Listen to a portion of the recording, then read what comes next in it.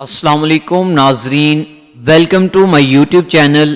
بسم اللہ الرحمن الرحیم۔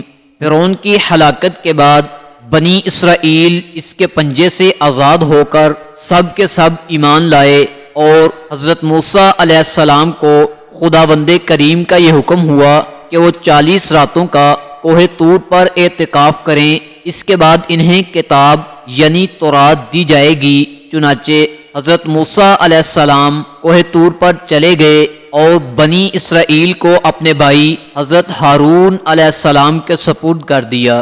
آپ علیہ السلام 40 دن تک دن بھر روزہ دار رہ کر ساری رات عبادت میں مشغول رہتے۔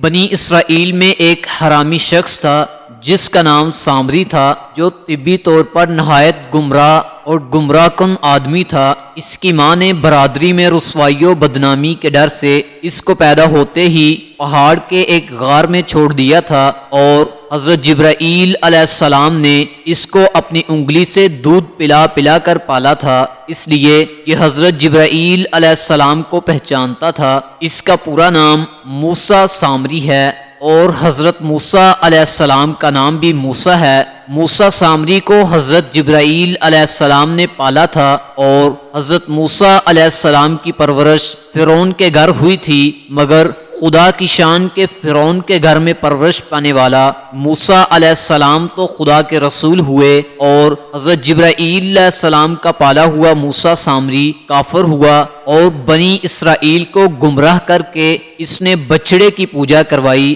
جن دنوں حضرت موسیٰ علیہ السلام کوہ طور پر معتکف تھے، سامری نے آپ کی غیر موجودگی کو غنیمت جانا اور یہ فتنہ برپا کر دیا کہ اس نے بنی اسرائیل کے سونے چاندی کے زیورات کو مانگ کر پگھلایا اور اس سے ایک بچڑا بنایا، اور حضرت جبرائیل علیہ السلام کے گھوڑے کے قدموں کی خاک جو اس کے پاس محفوظ تھی، اس نے وہ خاک بچڑے کے منہ میں ڈال دی تو وہ بچڑا بولنے لگا۔ پھر سامری نے بنی اسرائیل سے یہ کہا کہ اے میری قوم، حضرت موسیٰ علیہ السلام کوہ طور پر خدائے عز و جل کے دیدار کے لیے تشریف لے گئے ہیں، حالانکہ تمہارا خدا تو یہی بچڑا ہے، لہذا تم لوگ اسی کی عبادت کیا کرو۔ سامری کی اس تقریر سے بنی اسرائیل گمراہ ہو گئے۔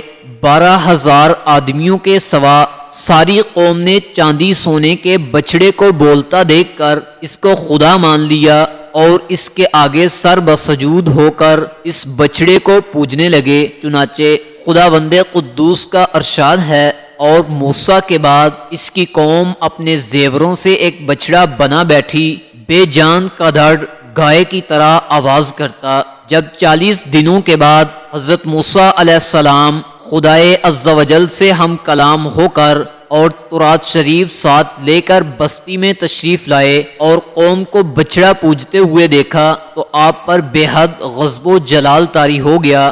آپ نے جوش غضب میں تورات شریف کو زمین پر ڈال دیا، اور اپنے بھائی حضرت ہارون علیہ السلام کی داڑھی اور سر کے بال پکڑ کر گھسیٹنا اور مارنا شروع کر دیا، اور فرمانے لگے کیوں تم نے ان لوگوں کو اس کام سے نہیں روکا؟ حضرت ہارون علیہ السلام معذرت کرنے لگے، جیسا کہ قرآن مجید میں ہے، کہا اے میری ماں جائے، قوم نے مجھے کمزور سمجھا اور قریب تھا کہ مجھے مار ڈالیں، تو مجھ پر دشمنوں کو نہ ہنسا اور مجھے ظالموں میں نہ ملا۔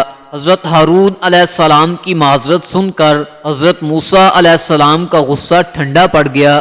اس کے بعد آپ نے اپنے بھائی حضرت ہارون علیہ السلام کے لیے رحمت اور مغفرت کی دعا فرمائی۔ پھر آپ نے اس بچڑے کو توڑ پھوڑ کر اور جلا کر اس کو ریزہ ریزہ کر کے دریا میں بہا دیا۔